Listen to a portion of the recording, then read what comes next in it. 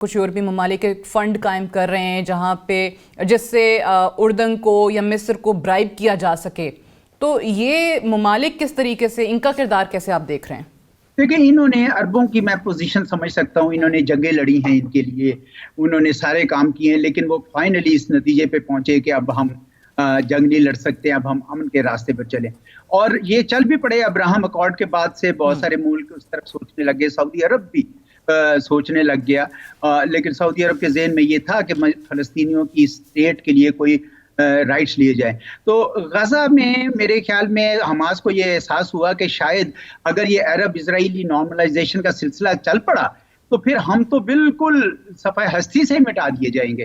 तो उन्होंने फिर ये समझा कि ये हमारे लिए ज़रूरी होगा कि हम एक बार फिर ये करें। और देखें, ये एक्ट ऑफ रेजिस्टेंस है, बैनुल अक़वामी कवानीन तो उनकी हमायत करते हैं क्योंकि एक ऑक्युपाइड टेरिटरी है और जो लोग उसके अंदर रहते हैं, जिस तरह अक़वाम मुत्तहिदा के सेक्रेटरी जनरल ने कहा कि ये एक्ट ऑफ रेजिस्टेंस है, ये कोई वैक्यूम में तो नहीं हुआ, क्योंकि उनके ऊपर इतना अगर कोई जुल्म करेंगे तो वो भी अपनी आवाज़ उठाएंगे। तो चुनांचे मुझे ऐसा लग रहा है कि अरबों के पास कोई बहुत ज़्यादा चॉइस नहीं है, वो जंग तो नहीं चाहते हैं और दबाव भी आपने देखा है कि वो खास नहीं डाल सके, बल्कि जो चीज़ें वो कर सकते थे इजराइल के साथ सफारती ताल्लुकात ख़त्म करने या उनकी प्रोडक्ट्स का बाइकआउट करने या कोई और इस किस्म के रास्ते मैं वो भी नहीं ले सके, इसका मुझे ज़रा थोड़ा अफसोस है। अच्छा, अमेरिका की अभी जिस तरीके से हम बात कर रहे थे एम्बेसडर साहब के, हमने दूसरी जंग अज़ीम के बाद जो हिटलर ने वहाँ पर तबाही की, उसके बाद अमेरिका वो वाहिद मुल्क था जिसने इस ज़रूरत पर जोर दिया कि इस वक्त इंटरनेशनल वॉर क्राइम्स के हवाले से कोई लॉज होने चाहिए। जिनीवा का कन्वेंशन का फ्रेमवर्क जो है वो उसकी तरफ बात की गई। ये सारे लॉज बनाने वाला उस वक्त मुल्क, उसको अब ये चीज़ें नज़र नहीं आ रही हैं। वीटो की हम बात कर रहे हैं कि जी जहाँ पर सीज़ फायर की बात की जाती है उसको वीटो कर दिया जाता है। सो ये जो दोगलापन है ये क्यों है यहाँ पर? जी, मेरे ख्याल में अमेरिका के अंदर भी कई डायनामिक है, ये कोई मोनोलिथ तो नहीं है। एक तो वहाँ पे यहूदी लॉबी बड़ी ही मजबूत है, उन्होंने फाइनेंस पे कब्जा किया हुआ है, मीडिया पे कब्जा किया हुआ है और वो कांग्रेस पर भी हावी हैं। तो एक बहुत बड़ी वजह अमेरिका के फैसलों की वो शिकंजा है, जो यहूदी शिकंजा जो जिसमें वो आए हुए हैं। दूसरा, वहाँ पे एक मिलिट्री इंडस्ट्रियल कॉम्प्लेक्स है जी, वो भी ये चाहता है कि हमारे असले दुनिया में कॉन्फ्लिक्ट रहे, हमारा असला जो है वो बिकता रहे। तो मेरा ख्याल में जहाँ अमेरिका इतने बड़ी बड़ी बात कर रहे, देखिए जो उनके फाउंडिंग फादर्स थे थॉमस जेफरसन और जॉर्ज वाशिंगटन, उन्होंने क्या बड़ी बड़ी यानी अच्छी बातें कही थी कि तमाम इंसान बराबर हैं, लेकिन अमेरिका बदकिस्मती से उनके ऊपर कोई अमल नहीं कर रहा। अपने बनाए हुए, जिस तरह आपने कहा, अपने बनाए हुए जो इदारे थे अक़वाम मुत्तहिदा वगैरह, वो उनकी हदायत पर अमल नहीं कर रहा। तो ये अमेरिका के लिए एक लम्हा फिक्रिया है कि वो क्यों इतने बेबस हैं यहूदी लॉबी के सामने और इसराइल के सामने। उनके अवाम को मेरे ख्याल में अमेरिका की हुकूमतों की कुछ गिरफ्त करनी ठीक है।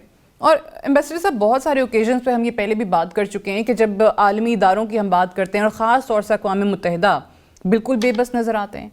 उनका, इन इदारों का, आलमी इदारों का, चाहे वो OIC है, अक़वाम मुत्तहिदा है, इनका क्या किरदार है? इनकी बेबसी जो है वो तो आया है। हाँ, देखिए, एक हद तक तो ये बात हमें तस्लीम कर लेनी चाहिए कि ये जो इदारे हैं ये एक फोरम है जहां पे तमाम ममालिक इकट्ठे होकर बातचीत करते हैं, उससे ज्यादा ये कुछ नहीं कर सकते।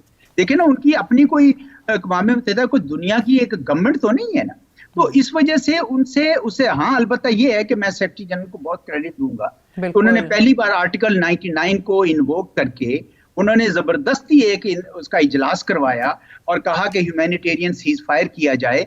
और अमेरिका को देखें, पूरी दुनिया एक तरफ थी, वो अमेरिका उसमें तन्हा खड़ा था और बरतानिया ने एब्सटेन किया था। इसी तरह अक़वाम मुत्तहिदा की जनरल असेंबली में भी 120 मुल्कों ने ये आवाज़ उठाई थी और आज अगर वोट हो जाए तो शायद उसकी तादाद और भी ज़्यादा हो जाए। तो ये बड़ा जुल्म है फ़लस्तीनियों के ऊपर। और मुझे ये भी नहीं पता कि हमास की अपनी पूरी स्ट्रेटजी क्या है, खाली यही है कि वो हॉस्टेजेस को पकड़े हुए हैं। अब हम कुछ और भी इतनी बड़ी भयानक किस्म की बातें सुन रहे हैं कि वो इसराइल प्लान कर रहा है कि जो समुंदर का पानी है वो छोड़ दिया जाए। तो ये सब हमारी आंखों के सामने हो रहा है। बड़ा जुल्म है जी, इस पे जितना भी अफसोस किया जा सके कम है। मुसलमान दुनिया में और अरब दुनिया में तो अवाम की सतह पर भी जो गम गुस्सा है वो बहुत कम है। ठीक है। मुझे ये कहना में कोई मलाल नहीं कि मगरिब में मुझे ज्यादा अवाम जो है ना सड़कों पर बिल्कुल नजर आए सही कह हैं। रहे हैं। इसी से रिलेटेड आखिरी सवाल, एक पाकिस्तान के किरदार की हम बात करते हैं, क्योंकि हम बयान तो दे सकते हैं, इससे ज़्यादा भी क्या पाकिस्तान कुछ कर सकता है? क्योंकि बहुत सारे लोग समझते हैं कि पाकिस्तान की जो इस वक्त पोजीशन है और ख़ास तौर से इकोनॉमिकली कुछ ज़्यादा तवक्को करना हकीकत पसंदाना नहीं होगा। देखिए, पाकिस्तान की हुकूमत की इस पॉलिसी से पाकिस्तान के अवाम बहुत खुश है। वो इस बात पे कि हमने एक असूली मौक़िफ़ इख्तियार किया है और आज से नहीं किया, कई सालों से, जब से ये तनाज़ा चल रहा है, पाकिस्तान ने कहा कि फ़लस्तीनियों को ये हक है कि वो अपने उस इलाकों पर जिस पर उनकी आबाओ अजदाद सदियों से रह रहे थे, वहाँ पे वो एक रियासत बनाए। और अगर आपको याद हो तो हमारे अक़वाम मुत्तहिदा में सर ज़फ़रुल्लाह खान, उस वक्त जब ये डिबेट हो रही थी, अक्टूबर 1947 की बात कर रहा हूँ, सर ज़फ़रुल्लाह खान ने इतनी पैशनेट 7 अक्टूबर को तकरीर की थी कि आज तक उसकी मिसाल दी जाती है, जिसमें उन्होंने कहा था कि इस पे एक आज़ाद फ़लस्तीनी रियासत जो है इसराइल की अगर आप बना रहे तो वो भी कायम होनी चाहिए। तो पाकिस्तान ने कभी इससे पीछे नहीं हटे, आपने इसराइल को रिकॉग्नाइज भी नहीं किया। अब ये देखिए, जब अरब भी आगे चले गए, हमने नहीं किया। तो मैं समझता हूँ कि पाकिस्तान शाबाश का मुस्तहिक है कि पाकिस्तान अपने मौक़िफ़ पर हमेशा से डटा रहा है। पाकिस्तान ने हमेशा कहा कि आप 2 रियासत बना दें, हम उसके साथ होंगे।